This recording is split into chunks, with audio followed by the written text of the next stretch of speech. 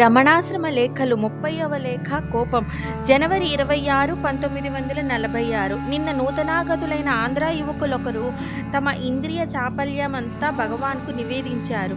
అంతా మనస్సేనయ్యా, దాన్ని బాగు చేసుకో అంటే అది సరే స్వామి, ఎంత తగ్గించుకుందామన్నా ఈ కోపం ముందే మళ్ళీ మళ్ళీ వస్తోంది, ఏం చేయాలి అన్నాడా మాయకుడు. ఓహో అలాగా, ఆ కోపం మీద కోప్పడండి సరిపోతుంది అన్నారు భగవాన్. హాల్లో అంతా నవ్వులు. నిజంగా అన్నిటి మీద కోపగించుకునే వారికి తన కోపం మీద కూడా కోపం రాదేమని కొంచెం లోదృష్టి వస్తే అన్ని కోపాలకి అతీతుడవుతాడు కదా. 2-3 ఏండ్ల కిందట చొరవగల భక్తులొకరు వచ్చి తన్నెవరో సదా దూషిస్తున్నారని భగవాన్తో 5-6 సార్లు చెప్పారు. భగవాన్ వింటూ ఊరుకున్నారు. ఎన్నిసార్లు ఎంత దూరం చెప్పినా సమాధానం రాకపోవటం వల్ల ఆ భక్తుడు ఆగలేక, అనవసరంగా అంత తిడుతుంటే నాకు కోపం వస్తోంది, ఎంత ఆపుకుందామనుకున్నా ఆగటం లేదు, నేనేం చేయాలి అన్నాడు. భగవాన్ నవ్వుతూ, ఏం చేయాలా, నీవు కూడా వారితో చేరి నిన్నే తిట్టుకో సరిపోతుంది అన్నారు. అందరికీ నవ్వు వచ్చింది.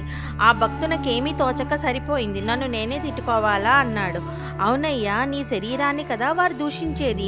కోపతాపాలకు నిలయమైన ఈ శరీరం అంటే మనకు శత్రువులెవరు? దీన్ని స్వతహాగా మనమే ద్వేషించవలసి ఉంది.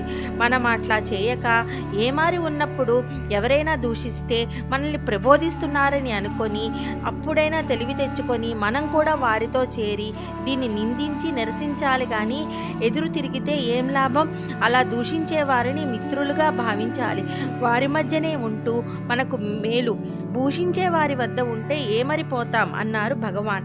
1924 జూన్లో ఆశ్రమంలో దొంగలు ప్రవేశించి భక్తులను బాదుటయే కాక భగవాన్ను తొడ మీద కొట్టి పారిపోయిన తర్వాత ఒకరి దెబ్బలు ఒకరు చెప్పుకునేటప్పుడు భక్తులంతా భగవాన్ని కూడా కొట్టారే దుర్మార్గులు అని అంటే భగవాన్ నవ్వుతూ, ఓహో, మీరంతా పూలతో పూజిస్తే వారు కర్రతో పూజించారు, అది పూజే, ఇది గ్రహించినప్పుడు అది మాత్రం గ్రహించవద్దా ఏం అని అన్నారట.